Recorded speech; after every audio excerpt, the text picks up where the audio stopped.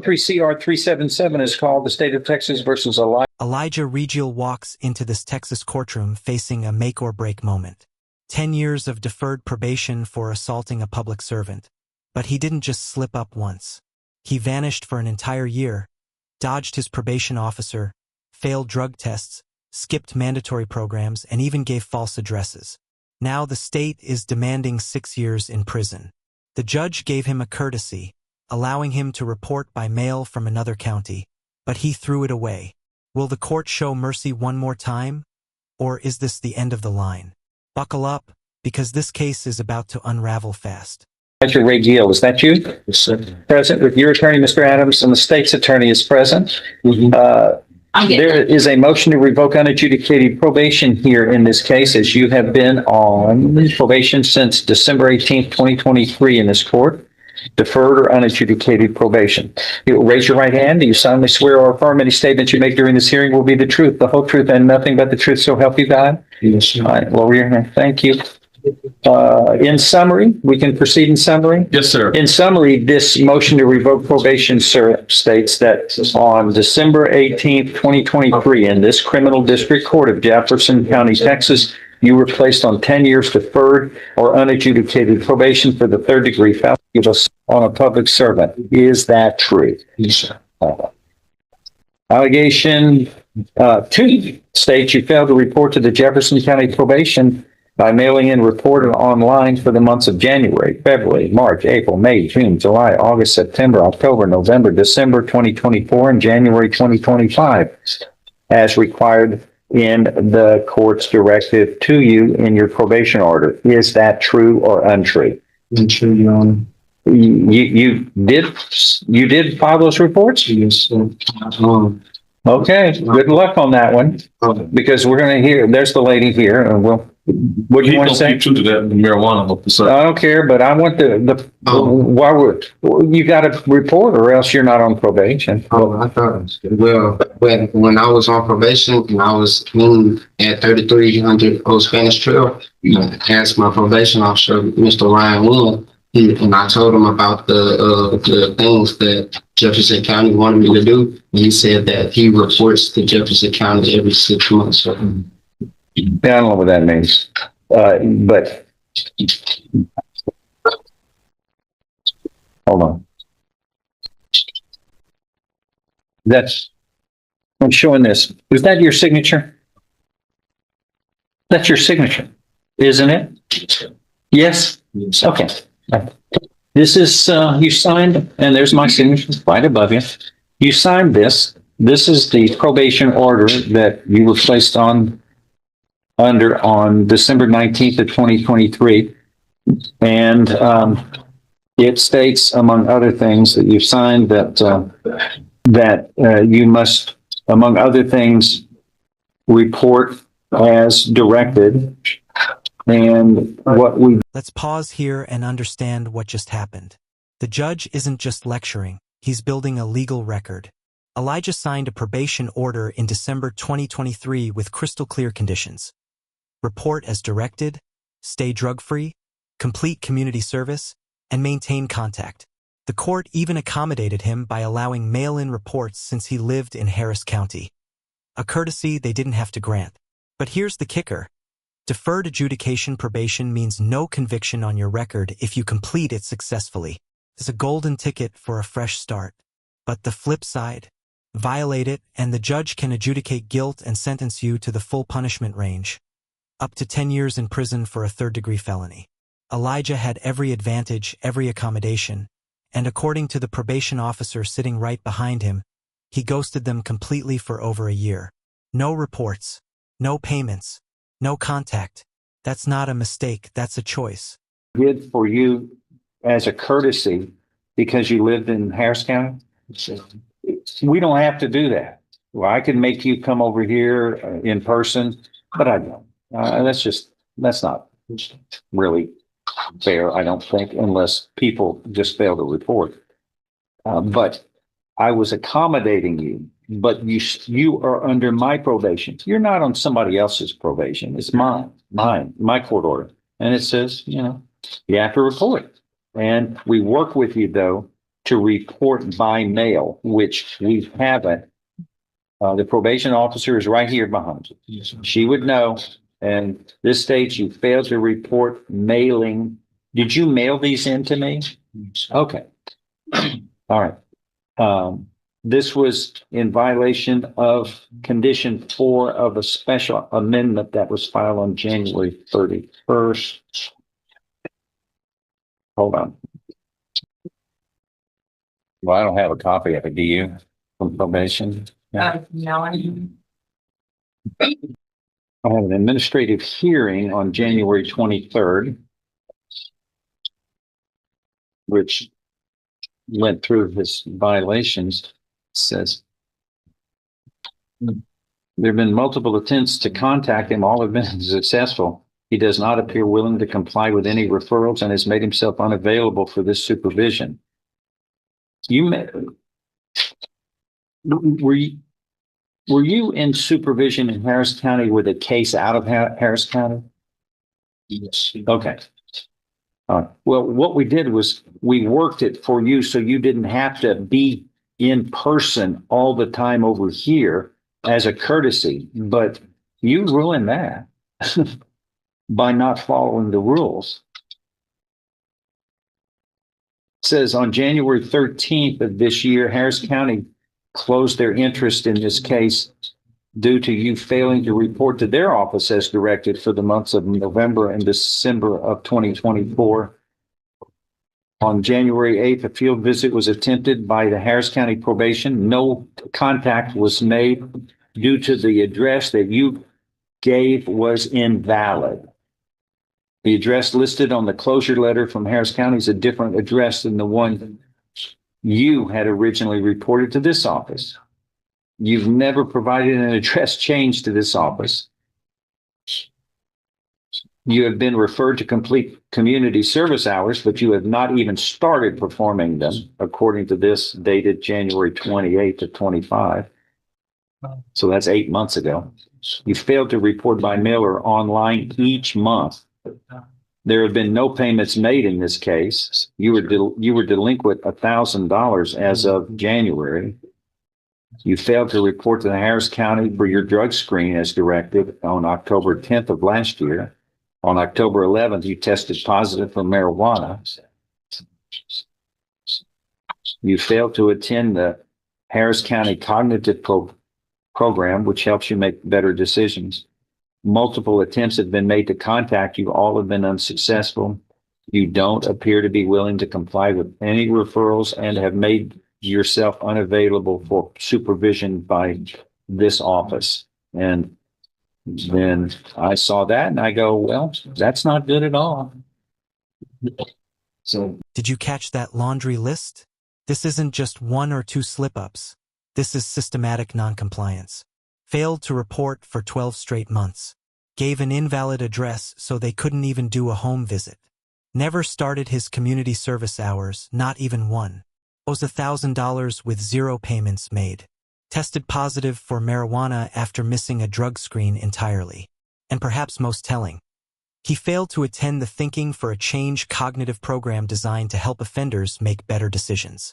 The probation officer's conclusion is damning. Multiple attempts have been made to contact you. All have been unsuccessful. You don't appear willing to comply with any referrals and have made yourself unavailable for supervision. Translation: he's been off the radar, living like probation doesn't exist. That's free falling, and now gravity's about to hit. all right. Okay. So here we are. We got a motion. That's true, sir. A motion to revoke probation. Okay. Judge, I showed him the amendment that he signed. All I right. found it in the court file.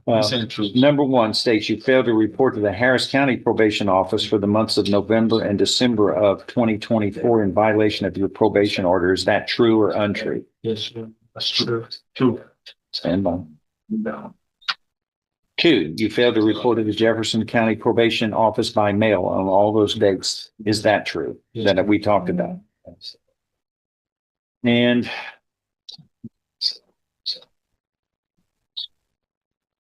Number 5, I think. 5 states You failed to abstain from the use of any and all intoxicating substances, including alcohol. You provided a urine sample on October 11th of last year that showed the presence of marijuana in your system in violation of your probation order. Is that true? Yes. So are you pleading true to allegations 1, 2, and 5 of this motion to revoke unadjudicated probation filed in this case on February 6th, 2025? Are you pleading true voluntarily, knowingly, intelligently, and because those allegations are true? The ones that you were aware of? Yes, sir. That you pleaded true to? Yes, sir. Do you understand that a plea is true, voluntarily, knowingly, to one or more violations of probation? That is enough to grant the motion to revoke probation. Your probation can be revoked. You can be found guilty now and sentenced up to the full range of punishment, which is no less than 2, no more than 10 years confinement in prison. Knowing that, do you insist on pleading true today? Yes, sir. I find you pleading true voluntarily.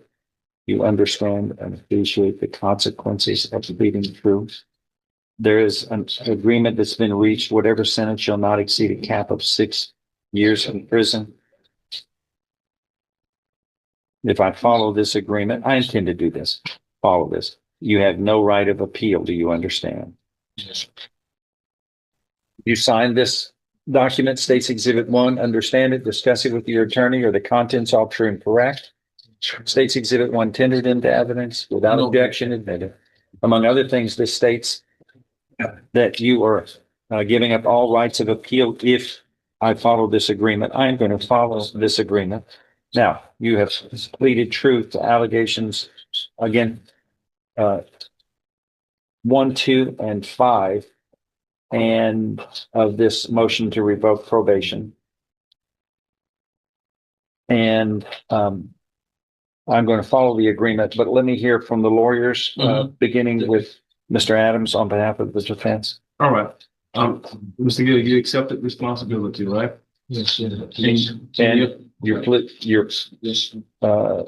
swearing all statements you make during this hearing will be the truth, the whole truth, and nothing but the truth, so help you God? Yes. Okay, go All ahead. right. And you understand that the most, according to this plea agreement, the judge can put you in PDCJ for 6 years, right? But at the minimum, the judge can continue you on supervision, right? And you're asking that you be continued on supervision, right? Yes. So what I want you to do in your own words is tell the judge why you want to be continued on supervision and not sent to TDCJ for up to 6 years. Tell them why. You know, I know I made a mistake, and I'm very aware of the consequences of my life. And if you can find it, if you can find it in your heart to give me a second chance to reinstate it, I'll take advantage of that. Sure. And that, You know, we gave you a second chance when we put you on probation. yes, Your Honor, I understand that. Hey, what has happened to this evading arrest or detention with the motor vehicle probation out of Harris County? Reinstate, sir. You did? Yes, Okay. sir. Here's where the courtroom drama gets real. Elijah is making his pitch. He's asking for another chance, claiming he has a support system now, a job lined up washing dishes at Honey Drizzle restaurant, plans to finish his GED, and his mom and grandmother are his motivation. Sounds sincere, even heartfelt. But notice the judge's skepticism? We gave you a second chance when we put you on probation. And he's right. This isn't Elijah's first rodeo. Earlier testimony revealed he's also on probation in Harris County for evading arrest with a motor vehicle. Plus, he caught a theft charge in 2023 that landed him 7 months in state jail. Even the defense attorney has to walk a tightrope here, acknowledging that the Harris County judge already gave him leniency by not revoking him there. So the real question becomes, how many chances does one person get before accountability kicks in? And then you've got this theft, I guess a state jail theft of property in 23. And that was 7 months in the state jail. Okay. And I think earlier, Thank you. I think earlier you had testified that while you was on probation on this case, you said that you was on probation in Harris County, right? So basically in Harris County, when you got this situation, you're saying in Harris County, they didn't revoke you? So in Harris County, and they continued you on supervision, right? I got reinstated on May 12th, I was supposed to report on June 3rd. So, Well, if you're unable to report because you're in custody, that doesn't work against you. You can't metamorphosize yourself and become Yeah, a spirit and go, and so you will not be punished because you were here. yes, if, go ahead. Go ahead. if I could say something, Your Honor, Yes, sir. I am, How much credit does he have, Thompson? Oh, I'm sorry. Thank you. I am, I want you to be aware that I have the support system now and everything for me and be ready. My mom has the support system for where she has two other boys and we're right now working, looking into cert jobs. And I was supposed to go to school this May 12th still to finish my GED in Houston, Canada. That's important. Yes, Your Honor. And I was looking forward to going back to school, Your Honor, and I have all the support that I need right now that I've built from them. And I guess all I've been asking is for a second chance, Your Honor. And the thing with the marijuana, are you agreeing not to use? No more. No, And then as Promise. I promise. And then as far as the other thing with you not reporting, well, obviously you got to report in Harris County, right? Yeah, but I'm facetious about it because everybody promises, but not everybody follows through with it. Yes, Your Honor, you have my word. I know I have all their word because you sign all these documents. Everybody signs a probation order and swears they're going to follow it. But you'd be surprised how often we're here. Although we have a 92% success rate in this county, which is far better than the national average. Your Honor, I have a motivation. My granny and my mother have been a motivation since I've been talking to them in custody. And they want to see me do better. And I actually want to be able to, you know what I'm saying? Yeah. Before they pass away or anything. Yeah. If they know that their grandson and their son has something. Yeah. Oh, so have you come to understand now that your life touches other lives other than just you? I realize Yeah, that's a reality of life. Some people never get it. the unnecessary actions I wouldn't want to lose the people that I love and care for. No, but here you are.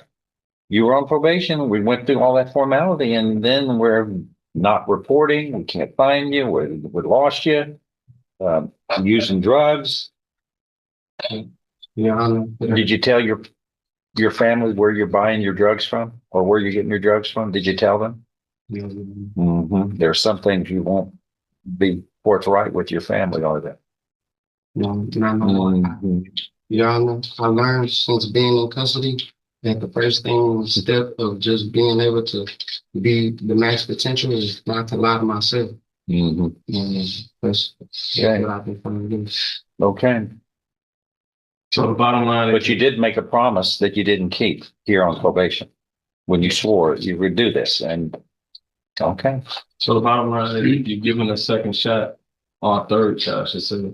You are going to report. You're going to do, and I guess because the judge in Houston could have revoked you and sent you to prison, right? So you really asking our judge to help you out as well, right? Yes, Your Honor, I'll follow through all the stimulations and everything thoroughly. And I'm curious, what happened in Houston as to why the judge up there didn't revoke you? What happened? When I went up there, the lady, the judge, she told me that, you know, you were serious and you had a promise basically, like how you're telling me, Your Honor. And it was like, but I see a second chance. And What was, so what did she say? That you're what? Like basically signing the things that she told me, like I should have been aware of, Like that. Like, for example, Dirty UA. the first thing on this, the first probation or the first term is don't commit a crime. Using drugs illegally is a crime. Yes, sir. She continued by saying that What are you on probation up there for? What's a crime? Invading. Say that again? Evading and unauthorized. Evading. Okay. Running from the police. Right? Is that what? Okay. Let me ask probation office. Sound in. succinctly. Well, I've tried, I've made many attempts to get in touch with Mr. Gill. I made many attempts to get in touch with his officer as well. I'm assuming the officer changed. I just talked to him while I was in there. My mother was supposed to, she said she got in touch with you. You said that you didn't even know that I was in custody and that I had already got reinstated by Harris County. Okay. They might be contacting, yeah. I don't know how to supervise him if I can't contact him. And here comes the prosecutor's knockout punch. Yes, Elijah talks a good game in court. He's saying all the right things about motivation, family support, job prospects, and school. But here's what the prosecutor drops. The reason he's in jail is because he wasn't following rules at the jail and hit a jailer with a phone. Beat him with the phone pretty bad. Let that sink in. While awaiting this hearing, Elijah allegedly assaulted a corrections officer with a telephone, a violent act against yet another public servant, which mirrors his original conviction. The prosecutor's point is devastating. He sounds really good with his voice, but his actions just don't back it up. This is the core tension of the entire case. Words versus actions. Promises versus behavior. The state is asking for the full 6 years because if Elijah won't report, won't stay clean, won't follow rules even in jail, then supervision is impossible. The only place they know where he is, behind bars. We're free falling when you're not in contact. You're really not on probation. Looks like he also, they've been trying to get him to do the cognitive program. Yes. Thinking for a Change is what it's called, and they couldn't get him. He just wouldn't, he didn't attend. That's the Zoom. He's free falling. Yeah. What's state suggesting? Judge, can't get a hold of him, can't supervise him. We can't do anything with him, but when he gets in trouble, he comes up here and talks all the right things. But the reason he's in is because he wasn't following rules at the jail and hit a jailer with the phone, beat him with the phone pretty bad. So, he's been given every opportunity, and he sounds really good with his voice, but his actions just don't back it up. So I think that's the reason we were asking for pen time on it, because if he's not going to report and give us the correct address and be supervised, and the only place we know where he's at is in jail. What are you asking? How much? 6 years. And back to you. Yeah, when I know you said that I was supposed to mail and everything, but everything since like with the location wise and everything like that, I let my probation officer, Mr. Ryan Wynn, let him know. And the only reason that the location was moved was because off of me being on probation, my mom had put me on a lease. And when I got put on the lease, they checked the lease of the apartment. Oh, she said leash. Yeah, That would have kept you. We would have known where you were at all times. Yeah, they put a background on it, and they evicted us from the apartment. But I let my Still, I mean, we're talking about a period of time, sir, that's over a year that you were out. You were AWOL. So here's what, if judge continues on probation today, like what happened in Harris County, right? Where would you live when you walk up? 1221 Record Street. And 1221 Record Street, where is that located? That's over there off of 45 and So that'd be Houston. yes. So if you walked out the door, you'd have to stay. And then if you walked out the door today, would you have a job and where would you work? Downtown at Honey Drizzle at a restaurant. I'll be washing You be washing dishes? dishes. And Honey Drizzle, that's like a little restaurant in Houston. It's a home base. So you set up for a job right now, you got a place to stay right now. Yeah. And then the other thing was contacting you by telephone. Will you have a telephone if you get out today? Yes, Your Honor. My mom was just at T-Mobile starting me and my brother some lines. And then they said that they had a hard time contacting you. Do you know your mama's telephone number right now? Do you know it? Yes, Your Honor. Can you give it to the probation officer right now? Remember, I called her. So you do have, so you'll be living with your mama. They have your mama's telephone number, and you also be working with Honey Drizzle, right? Yes, Your So you prepared right now to be a productive citizen if you walk out the courtroom. Yes, Your Honor. And go to school for my GED and follow with getting the trade. Where would you go to school? at Houston County Academy. And has the paperwork been processed to get you? Through Houston. Yes, So sir. we start in school, well, school's already started.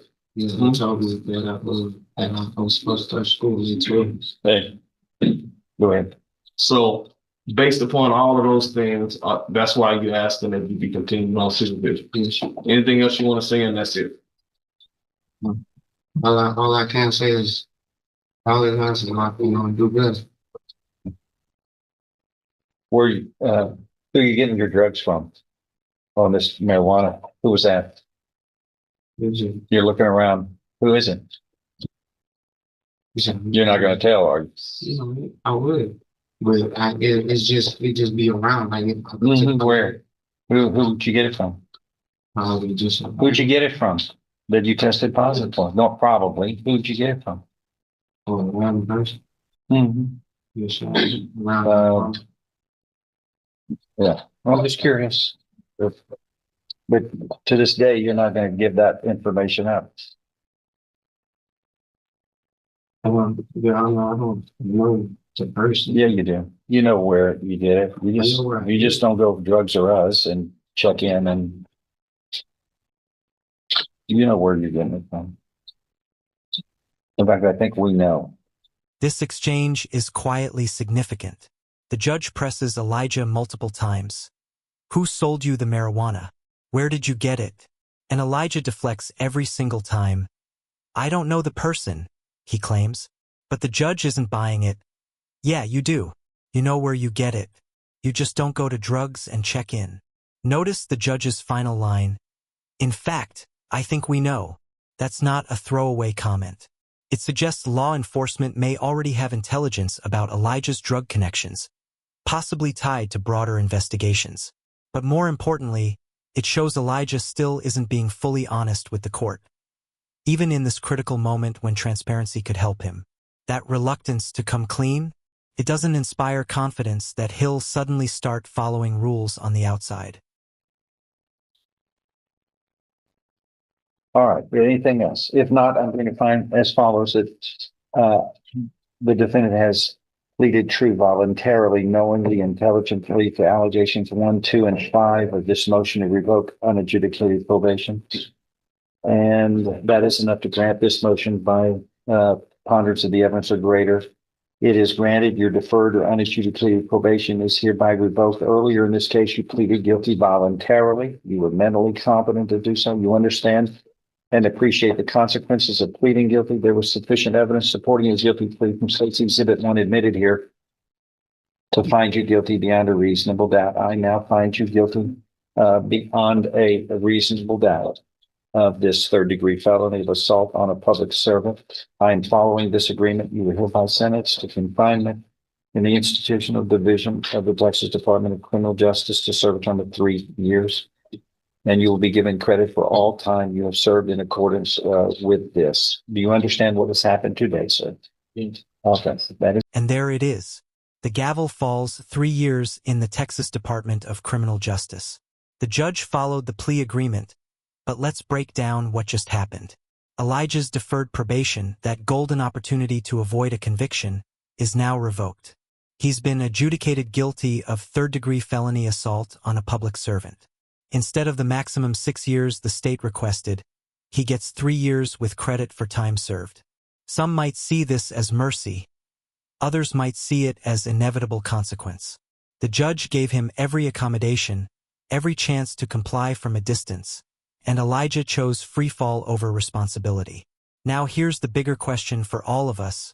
When does compassion enable bad behavior, and when does accountability become justice? This case walks that razor-thin line. So what do you think? Did the judge strike the right balance? Or should the sentence have been harsher or lighter? Drop your thoughts in the comments below. If you found this courtroom breakdown as gripping as we did, smash that like button, share this video with anyone fascinated by real courtroom drama, and don't forget to subscribe for more in-depth legal analysis and jaw-dropping case breakdowns. We'll see you in the next one. And remember, justice isn't just what's said in court. It's what happens when words meet actions. So